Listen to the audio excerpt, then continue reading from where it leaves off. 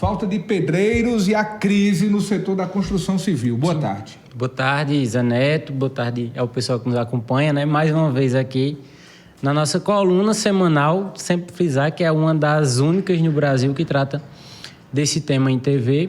E realmente, se você está assistindo isso, com certeza você já passou por esse tipo de problema, onde falta mão de obra. Não só pedreiro, mas os ajudantes, carpinteiro, o pessoal que trabalha com metal, serralheiro. Então, essas profissões realmente estão em falta. E tem alguns motivos para isso. Primeiro que são trabalhos manuais, são trabalhos pesados, né?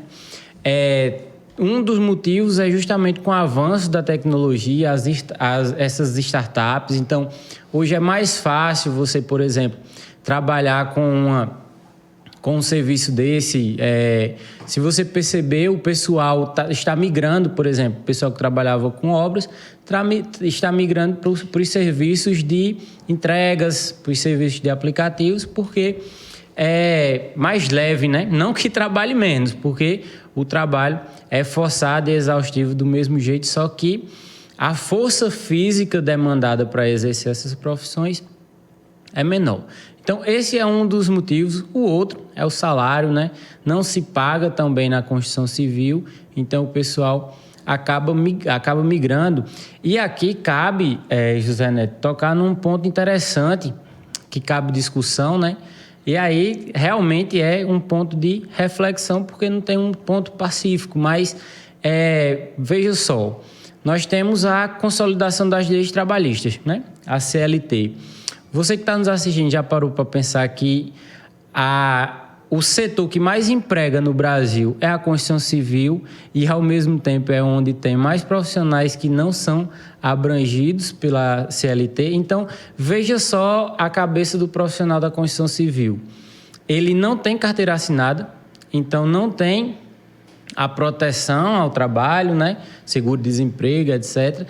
E, ao mesmo tempo, não tem um salário alto. Por exemplo, se você pega um reflexo do que acontece nos Estados Unidos. Estados Unidos não tem a CLT, não tem a consolidação das leis trabalhistas. Porém, esse tipo de serviço, ele é bem remunerado. Então, o cara não tem a proteção, a pessoa no caso, né?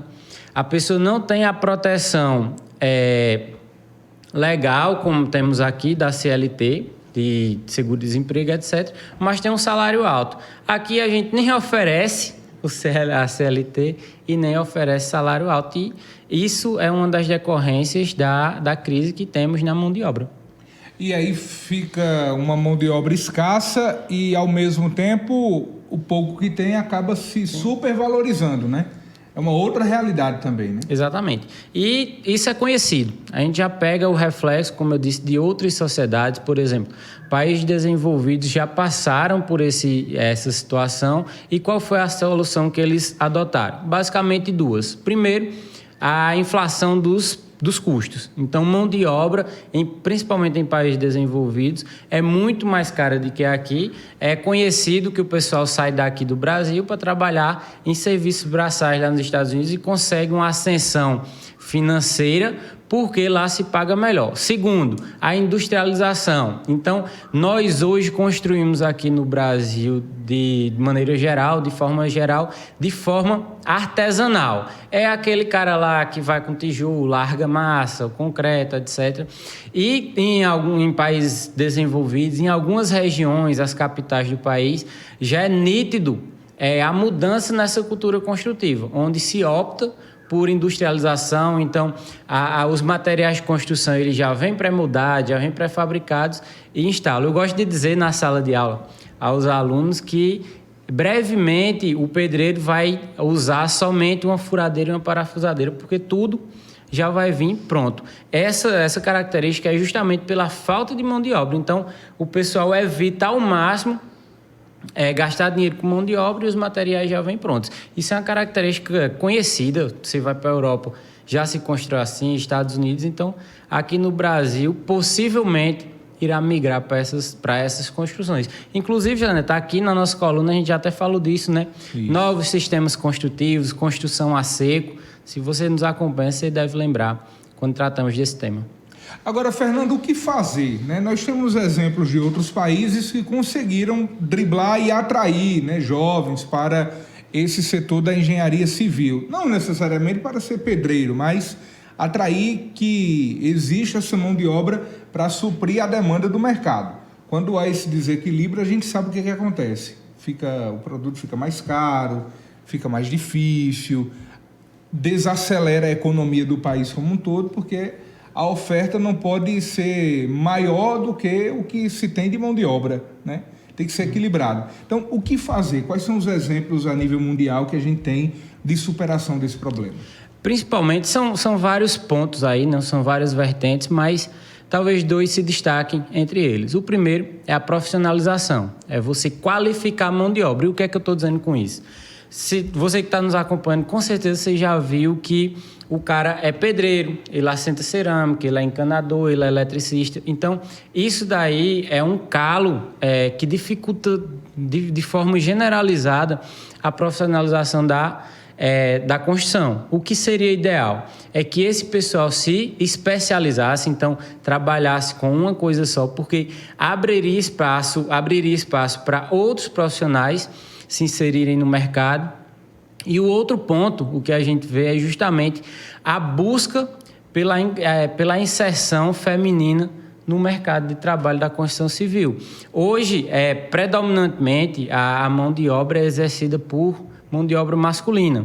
Então, isso geraria um fomento de renda e ajudaria o mercado a ter igualdade, né?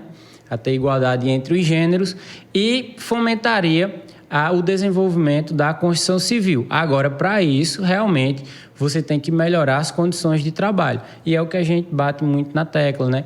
Eu até costumo dizer, para quem conhece a área, sabe que, por exemplo, para você... Hoje, como é feito o transporte desses materiais? Um saco de cimento, só a critério de informação, pesa 50 quilos.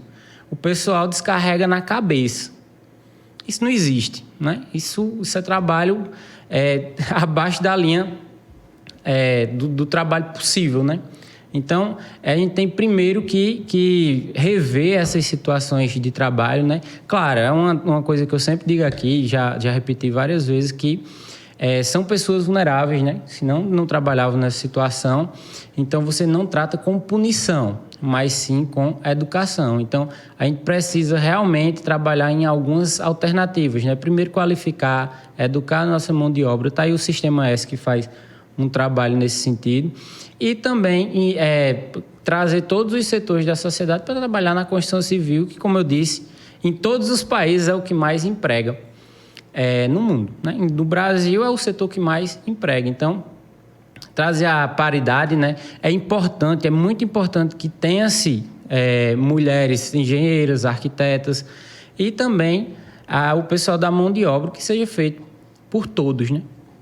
Com certeza. Fernando Figueiredo, para quem quiser saber mais sobre esse e outros assuntos relacionados ao Diário de Obras, onde lhe encontrar? Eu uso basicamente 2 redes sociais, né? Um Instagram, que é @FernandoFigueiredos, com S no final, e tem um canal no YouTube justamente para falar de legalidade, de obras, que é @Direito à Engenharia. Você me encontra lá, tem vídeo todas as semanas com temas variados, né? Mas temas sobre direito e sobre engenharia.